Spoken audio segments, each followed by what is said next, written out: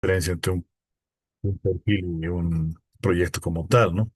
Pero este último tema, que es el que me han colocado, el tema 9, eh, alguito nos va a presentar en lo que sería esta parte de ingeniería de proyectos en percepción, integración y validación, ¿no? Eh, hay herramientas que vamos a ir comentando, ¿no? Para ello vamos a trabajar un poquito con lo que es introducción a estos proyectos, ¿ya? Los dos últimos talleres también vamos a tratar de hacerlos hoy mismo en la clase. El que hemos dejado pendiente ayer en la noche y el que nos toca hoy día, eh, donde vamos a hablar acerca de lo que es hardware, el modelado matemático y otros algoritmos de estimación, ¿no? Eh, Esencialmente, entonces, tendríamos el cierre del proyecto también, ¿no? Para lo que sería escenarios reales, ¿no? Nuevamente, la ingeniería de proyectos y el manejo específicamente de proyectos es todo otro mundo, ¿no? No es solamente que hay proyectos en percepción o en control, etcétera, ¿no? A veces, y esto no van a dejar mentir los que están trabajando en el área, uno no le da mucha pelota, entre comillas, a los proyectos, ¿no? Y no nos dicen cuando estamos estudiando licenciatura que de eso vamos a vivir como ingenieros, ¿no? En general, nosotros o estamos trabajando un proyecto, o estamos validando un proyecto, o estamos realizando un proyecto, o presentando un proyecto que nos va a permitir realizar nuestra labor profesional, ¿no? No es que todo el mundo entre como ingeniero de plantas y algo que ya está, y aún así vamos a hacer proyectos de expansión, vamos a hacer proyectos de mantenimiento, etcétera, etcétera, ¿no? En este ejercicio del día de hoy, nos vamos a abocar estrictamente a lo que son proyectos en sistemas de percepción, ¿ya? O sea, lo que hemos estado viendo durante todo este tiempo, ¿listo? En ese sentido, entonces, tendríamos lo que son una especie de ciclo de vida de proyecto, ¿no? Entonces, ¿cómo empieza un proyecto, no? Obviamente, un proyecto empieza en una etapa teórica donde nosotros vamos a seguir un esquema consecutivo, si podemos llamar así, de pasos para poder realizar el proyecto. Un proyecto de percepción va a ser igual que un proyecto común y corriente, ¿no? ¿En qué sentido? Que vamos a tener que tener primero un problema, ¿no?, que queremos solucionar con este proyecto. Luego vamos a necesitar realizar una pequeña investigación de cómo se hace la solución del problema, o por lo menos, digamos, validarlo esto.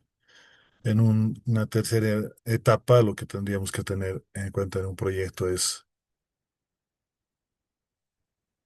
la parte de robustez sistémica, ¿no? Es decir, la ingeniería del proyecto, pero tomando en cuenta específicamente eh, herramientas como las que hemos visto en todo este mes, ¿no? ¿Qué tipo de sistemas? Ahora nos hemos enfocado prácticamente a los sensores, ¿no? Esos son los sistemas de percepción, ¿no? Y finalmente vamos a presentar algunas etapas críticas que, por ejemplo, va a ser el momento de implementación, ¿no? Eh, la validación, ¿no?, de este mismo trabajo tiene que ser también planificada, ¿no? No es ya funciona, ya está, digamos, como hacen los técnicos.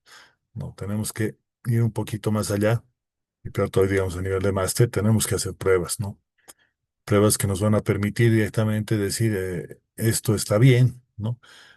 Cada empresa tiene sus protocolos, ¿no?, para recibir proyectos, y debemos seguir también esos protocolos. Ahora, inicialmente hay una norma, por ejemplo, para este tipo de proyectos, que es la BDI 2206, ¿no?, que nos puede servir para hacer una guía de proyectos, ¿no? Esencialmente lo que vamos a elegir entonces sería la arquitectura y hardware que vamos a manejar en este tipo de trabajos, ¿no? El primero que se conectó se desconectó ya. Ahora, Para garantizar esta funcionalidad del sistema, tenemos que hacer una validación en momentos de desempeños reales, ¿no? En condiciones efectivamente que van a estar cuando el trabajo esté en funcionamiento, ¿no? Efectivamente, podemos en el momento de desarrollo realizar lo que es la simulación directamente. Bueno, podemos hacer inicialmente MATLAB, en Python, SolidWorks, etcétera, ¿no? Pero no nos olvidemos que eso simplemente es la primera etapa, ¿no? No es que esto nos va a llevar una garantía 100% de que va a funcionar como realmente quisiéramos, ¿no? Hay una brecha que tenemos que pasar en el momento de que es pasando por el prototipo, digamos, si podemos llamarlo así, hasta el momento de la implementación y puesta en marcha, ¿no? Entonces, una vez que se llegue a ello, pues nosotros vamos a tener una evaluación de las condiciones ambientales, por ejemplo, ¿no? Por ejemplo, iluminación, temperatura, vibración y otras que van a permitirnos desempeño óptimo de los dispositivos que vamos a manejar. Asimismo, tendremos que tomar en cuenta requisitos de banda ancha, ¿no? Por ejemplo, si es que nosotros vamos a hacer la transmisión de estos datos fuera del entorno local, ¿no? Eh, ¿Qué velocidad mínima deberíamos garantizar?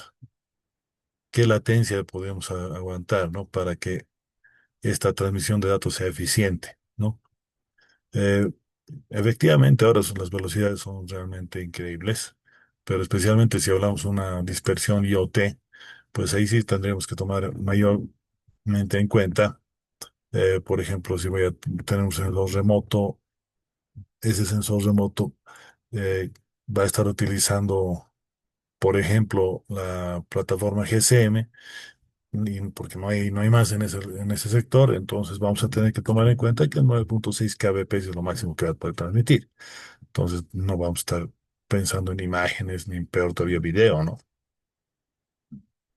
Asimismo, tenemos que evaluar las limitaciones de energía y peso para optimizar el diseño, ¿no? En este sentido, también tendríamos que tomar en cuenta la parte mecánica, ¿no? No nos olvidemos que cuando hablamos de una maestría en control, estamos casados con la ingeniería mecatrónica, ¿no? Y hablando de mecatrónica específicamente, estaríamos apuntando también a los diseños mecánicos, ¿no? Diseños mecánicos que van a requerir lo que es energía mecánica. ¿Y cómo lo vamos a obtener? Obviamente con energía electrónica. La eficiencia de traspaso de energía eléctrica, perdón, a la parte mecánica también tiene sus bemoles, ¿no? Y justamente eso nos va a dar una serie de restricciones, ¿no? Que nos va a impedir, por ejemplo, ser tan libres, entre comillas, ¿no? Por otro lado, tendríamos también que nosotros, si hablamos de la ingeniería de sistemas, vamos a centrar en tecnologías que van a permitir obtener sistemas de percepción más eficientes y precisos. Es decir, cuando hablamos de ingeniería de sistemas, no estamos hablando de la carrera de ingeniería de sistemas, sino más bien estaríamos apuntando a un enfoque sistémico de lo que serían las tecnologías de percepción para poder ser más eficientes, ¿no?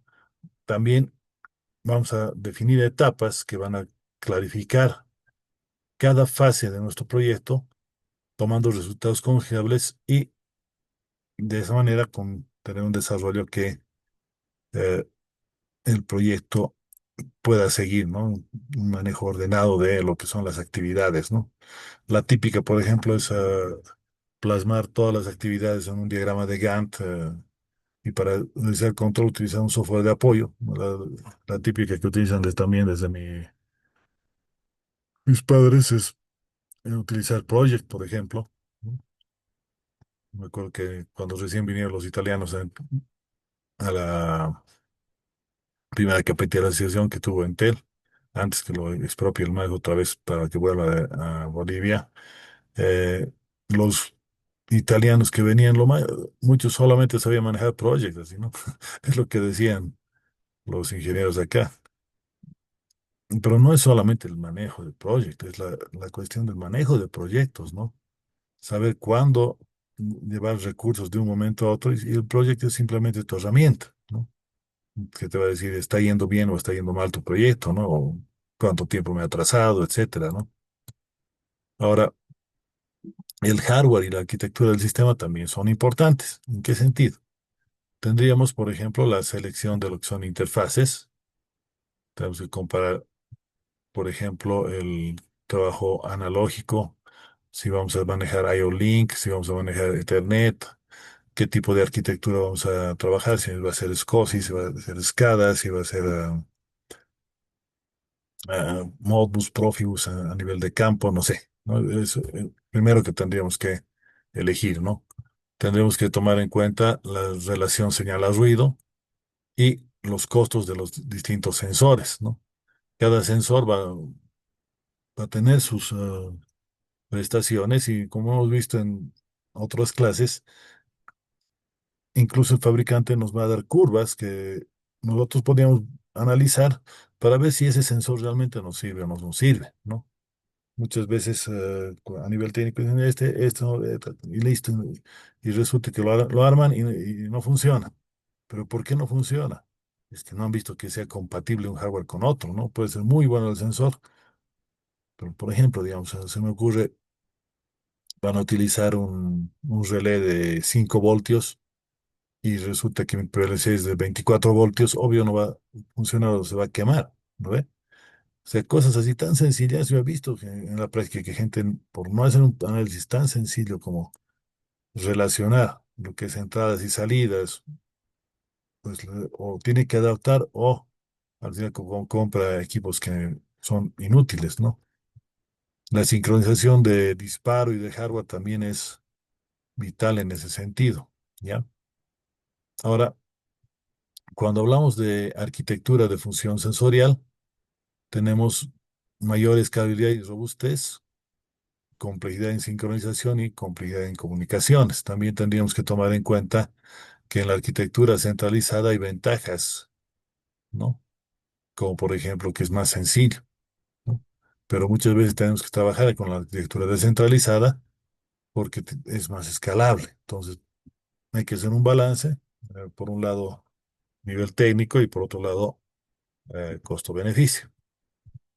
Hacemos esa comparación de escenarios y vamos a trabajar directamente en una de las dos, ¿no? Por ejemplo, a nivel centralizado es más simple para sistemas que es un proceso unitario pequeñito, ¿no?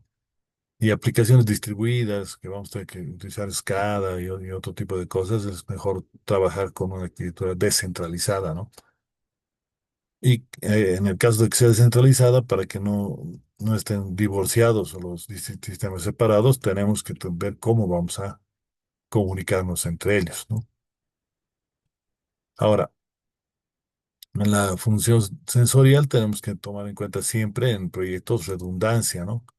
Redundancia y complementariedad, ¿en qué sentido? Que los sensores que ofrecen redundancia o entre ellos, porque son de distinto tipo, por ejemplo, se van a complementar para mejorar la precisión, ¿no? Ya veíamos ayer cómo era, digamos, el trabajo de la reglita, por ejemplo, comparado con lo que sería un sensor de metrología, ¿no? Para los que no han podido estar, les recomiendo que vean el resumen de ello, ¿no? Eh, También tenemos un aumento de cobertura, ¿no? Amplía la cobertura que vamos a mantener entre fallos, ¿no? Es mucho mejor trabajar en lazo cerrado en ese sentido porque vamos a poder, por un lado, no solo corregir los errores, sino que también va a tener una mayor robustez y va a permitirnos, por ejemplo, que no hayan tantos fallos, ¿no? Además, vamos a tener una mejora en la resolución y calidad, tomando datos que se incrementa en la información y la calidad de la misma obtenida, ¿no? Ahora bien,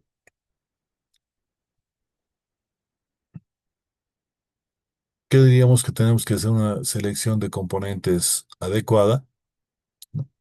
según las necesidades específicas del proyecto que vamos a trabajar y vamos a tener que adaptarnos a escenarios de manera flexible, ¿no? Para ajustarse a diferentes condiciones y requisitos cambiantes, ¿no? Por ejemplo, crece nuestra empresa y queremos abrir una sucursal en otro departamento. Digamos, me voy a ir a Santa Cruz, digamos, que es otro departamento que tiene bastante producción. Entonces, prefiero llevar mi planta hasta Santa Cruz y producir ahí mismo que estar transportando desde La Paz a Santa Cruz. A nivel logístico me conviene. Luego de que ese análisis ha sido coherente, entonces tenemos que ver que toda nuestra planta que teníamos acá no la podemos replicar exactamente igual a Santa Cruz, porque resulta que en Santa Cruz tenemos eh, otros bemoles climáticos, ¿no? Por ejemplo, aquí no tenemos que estar pensando en refrigeración, porque de por sí ya estamos, por ejemplo, en el alto de 10 a 20 grados, no pasa de eso. En cambio, en Santa Cruz lo típico es de 30 a 38 grados. Entonces, ya tenemos que refrigerar algunas cosas porque si no se van a bajar el rendimiento, ¿no? Hemos visto que algunos sensores por calentar nomás ya pierden precisión, ¿no? Entonces, aunque sean esos pocos grados, un 10, 15 grados, pueden llegar a afectar la precisión en lo que es componentes de percepción. Entonces, habrá que hacer un ajuste in situ, ¿no? Luego de implementar la planta de allá, ¿no? Ahora, también podemos hacer trabajo, especialmente en sensores, con algoritmos de estimación, ¿no? Ahí he pensado el último taller del curso, ¿no? El rey de todos es el filtro de Kalman, ¿no? El filtro de Kalman avanzado, lo que va a hacer es predecir y corregir los datos tomando en cuenta un sistema de predicción, ¿no? O sea, a nivel estadístico va a tomar una media móvil de los últimos datos que entran al sistema y lo va a permitir corregir luego, ¿no? Para mayor precisión en entornos dinámicos, ¿no? Eh, los dos tipos de filtros de Kalman que manejan modelos no lineales van a permitirnos optimizar la estimación en sistemas más complejos, ¿no? Obviamente, este modelo incluye varias ecuaciones que, bueno, oye, no las he plasmado aquí porque ya las hemos visto muchos de nosotros en pregrado, ¿no? Pero si quieren profundizar, digamos, en el filtro de Kalman específicamente, que no es parte del módulo de la maestría, pues podríamos entrar en mayor detalle, ¿no? Ahora, repito una vez más algunas estrategias que serían, ¿no? Por un lado, el caso de la función de sensores, ¿no? Combinar datos de distintos tipos de sensores para mejor precisión, por ejemplo, en localización, ¿no? El error, ¿no? Técnicas avanzadas como la que acabamos de mostrar, predictivas, que van a detectar errores en los lazos cerrados para la corrección de errores. Implementar de manera eficaz en escenarios dinámicos y complejos para trabajar con lo que sería una navegación robusta en la planta como tal. Ahora, en la centralización del procesamiento, se va a procesar un punto central para un control integrado. Vamos a trabajar con un procesamiento distribuido en sensores que van a procesar datos con vectores de estado para poder mejorar la eficiencia local, ¿no? Esto que hemos visto en control adaptativo y otros temas durante la maestría, ahí es donde nosotros vamos a poder trabajar y justamente los sensores nos van a permitir procesar estos datos que vamos a colocar en los vectores de estado. ¿Y dónde van a ir los vectores de estado luego? Pues vamos a ponerlos en, por ejemplo, en un PLC o en un microcontrolador, dependiendo del tipo de control que estemos haciéndolo, ¿no? Eh, la precisión y la red también tendrían que tomar en cuenta a nivel de la comunicación, ¿no? Muchas veces por la latencia o el jitter o ese tipo de cosas, podemos tener errores en nuestra conectividad, ¿ya? Ahora, tendríamos que el modelado matemático es clave para mejorar el rendimiento cuando nosotros manejamos eh, sistemas predictivos, ¿no? Tenemos que tomar prioridades en la selección de métodos que vamos a manejar y para validar todo esto, tenemos que tomar en cuenta ya los que son entornos reales, ¿no? ¿Cómo es eso? ¿No? Tenemos sistemas externos de referencia, por ejemplo, el uso de GPS, el manejo de capturas ópticas a través de cámaras inteligentes o infrarrojas, por ejemplo, validar datos en escenarios reales, trabajar con lo que son métodos de cálculo de error, ¿no? Hay aplicación de los métodos de corrección de errores que hemos visto antes para medir precisiones en el sistema, tener una confiabilidad y garantía en el proceso, pues va a asegurar resultados consistentes en lo que estemos presentando, ¿no? ¿Cómo hacemos eso? ¿No? Inicialmente, las pruebas se realizan en ambientes no controlados para que valide el sistema que trabaje en condiciones reales, ¿no? O sea, sí es una prueba de laboratorio, pero no en un sistema controlado, ¿no? Donde la temperatura, la iluminación, la presión, etcétera, etcétera, están definidas, ¿no? En un ambiente no controlado. Por ejemplo, oye, lo voy a llevar al desierto, un robotcito, entonces, a ver, mire, pues, aunque sea la cancha de tierra que tenemos ahí a un lado de la UPA para probarlo, a ver si es que se puede mover bien ahí, ¿no? No en el laboratorio que todo es planito y toda cosa, bueno, ¿no? O si vamos a hacer trepar un robot, voy a volver con un robot por un puente, mínimo que pueda trepar la pared del edificio emblemático para que nos ubiquemos, digamos, en si sube o no sube, ¿no? Es un entorno no controlado, pero nos va a permitir validar el sistema, ¿no? Ahora, hay fallos comunes y vamos a analizarlos esos, ¿no? Vamos a identificar de tal manera que estos errores, vamos a ver si son casos por interferencias o por suciedad inclusive, ¿no? eh, Tomando en cuenta vibraciones y otros aspectos similares, ¿no? Ahora, ¿qué pasa cuando nosotros vamos a utilizar ya validación con almacenamiento de datos?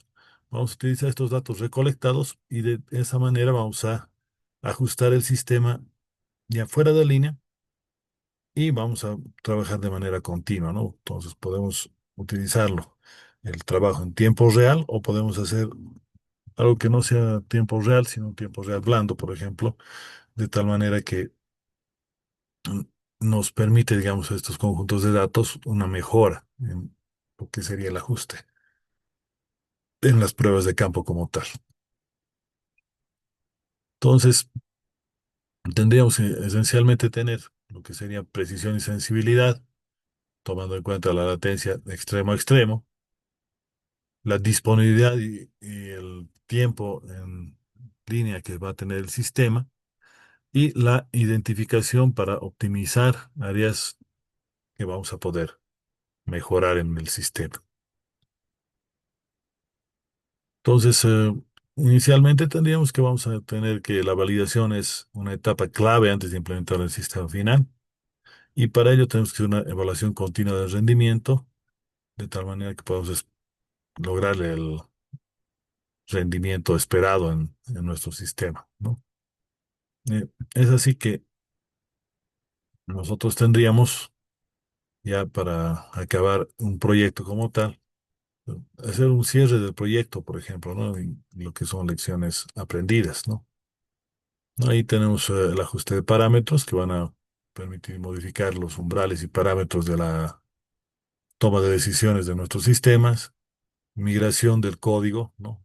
Desde el prototipo en C++, por ejemplo, y FPGA, para llegar a lo que es el rendimiento como tal en el sistema embebido, por ejemplo, ¿no? No se olviden que no es que acaba el proyecto y ahí se murió, ¿no? Siempre hay posibilidades de mejorar. Entonces, se hace una evaluación a posteriori del proyecto para poder ver si se puede realizar otro tipo de mejoras, ¿no? Ahora, ¿qué tipo de documentación técnica deberíamos tener? Bueno, reportes, por ejemplo, a nivel de sensores, estamos hablando, ¿no? De incertidumbre, ¿no? Específicamente, ¿dónde podría nosotros fallar? ¿Dónde podríamos tener problemas en de la detección, ¿no?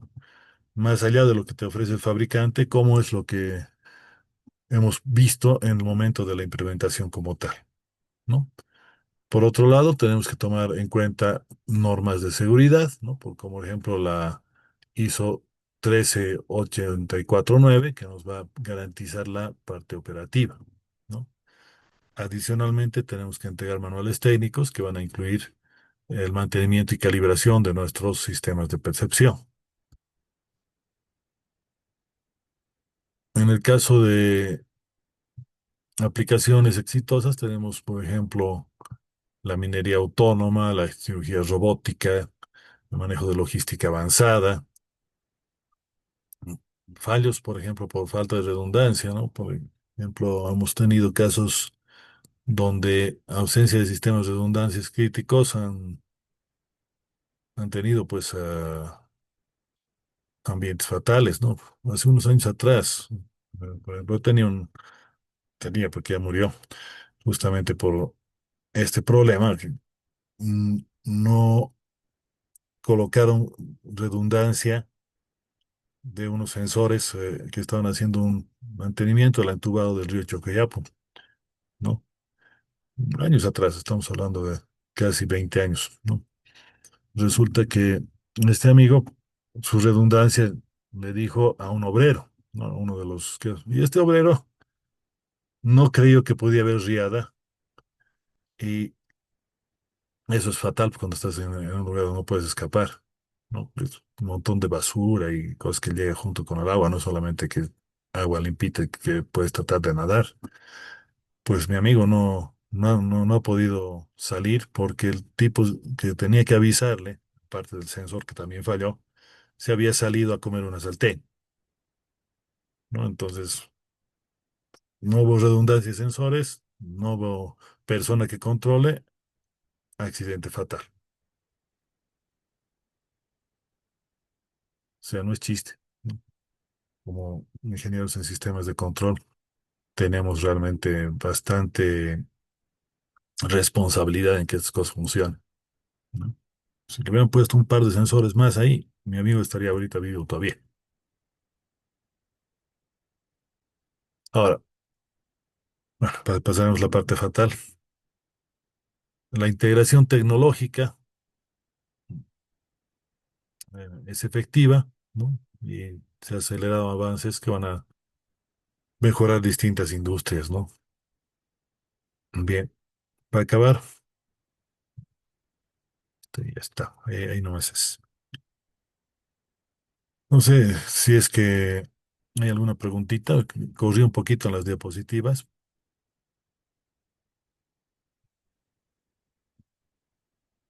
se las voy a traspasar a PowerPoint, no se preocupe. Bien, ayer teníamos lo que era el taller práctico 7, ¿no? Que era este de acá. Les decía, bueno, lo vamos a hacer este y el 8 más que como, ah, como punto de la cherry, digamos, ¿no? Vamos a utilizar, por ejemplo, este es pero este de acá arriba es. Ahorita se está viendo el FT, ¿no ve? ¿No me confirman? Ok, este sería uno y este es el otro taller.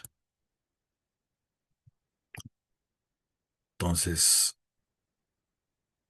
me voy al que les he pasado ayer, ¿no? Entonces, ¿qué es lo que vamos a hacer? Es simplemente correr esto en MATLAB. Voy a abrir mi MATLAB, ¿no? Que mientras abrimos, esto lo que va a hacer es, bueno, recordemos un poquito que ayer estábamos hablando de diagnóstico de fallas también, ¿no? Entonces, ¿Cómo podemos ver, por ejemplo,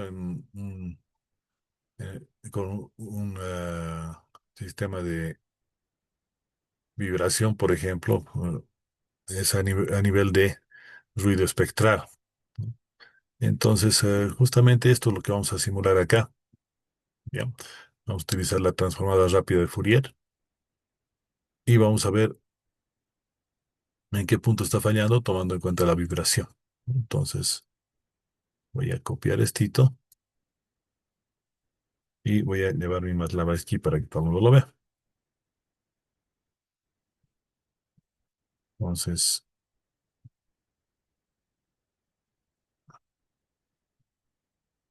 pues que corra un cachito y ya está, ¿no? Entonces, por ejemplo, si observamos acá, esta es la señal de entrada que hemos obtenido del sensor supuestamente. Y como podemos ver acá, justamente en más o menos 35 hercios, ¿no? Este punto de acá, 30, ah, mala mi visión, 30 hercios tenemos un pico y aquí, en este de acá, mm, justo en el armónico, ¿no? En 60 hercios tenemos otro pico, ¿no? Entonces, eh, eso nos está mostrando que justamente ahí tenemos un fallo, ¿no? Porque la vibración está siendo afectada por ejemplo, lo que sería la corriente de línea, que en ese lugar seguramente será de 60 hercios, ¿no? Entonces, este análisis de vibraciones nos permite encontrar, por ejemplo, lo que sería errores, ¿no? Entonces, ¿qué es lo que vamos a chequear?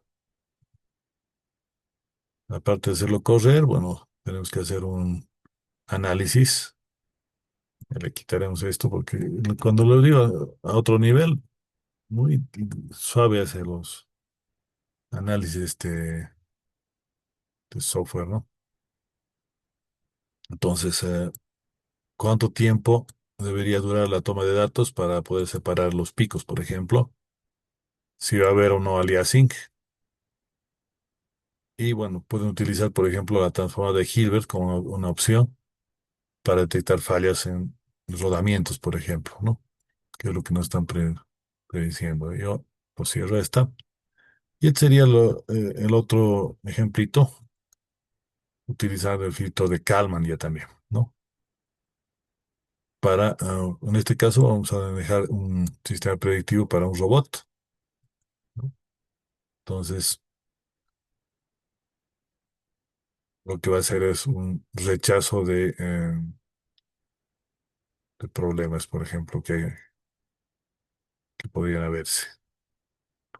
Está ahí. También está en Python, por si quieren, ¿no?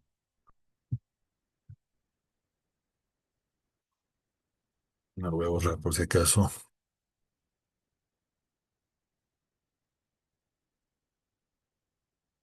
Listo. Entonces ahí lo voy a pegar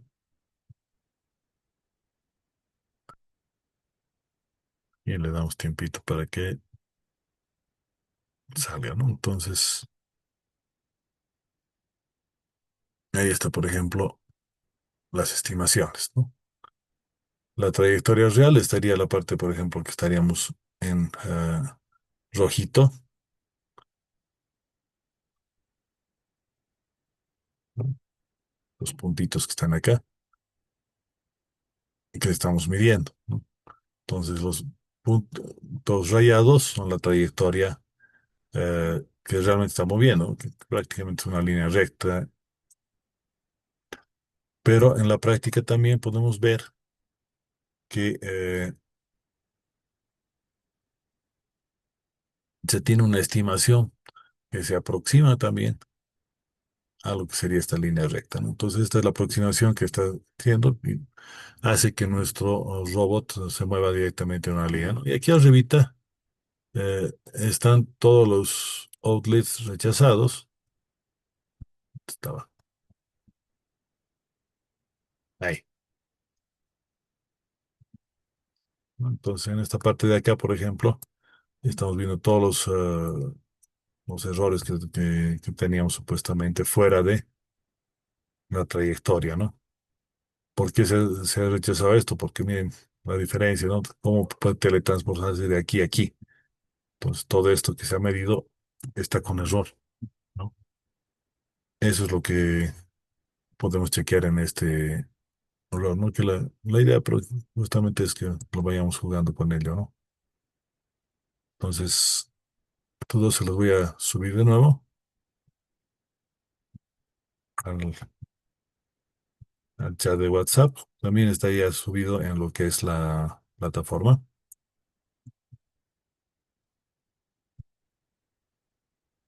La verdad, podrían hacerlo en unos 15 minutos, según yo, pero ¿hasta qué hora quieren que les dé?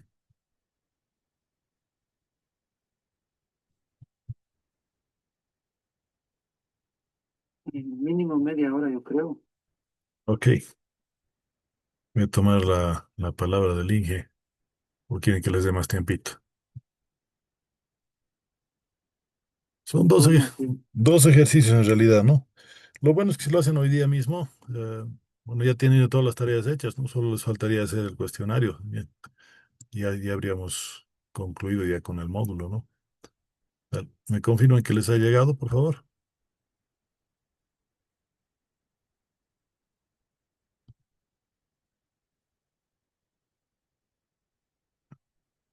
Excelente.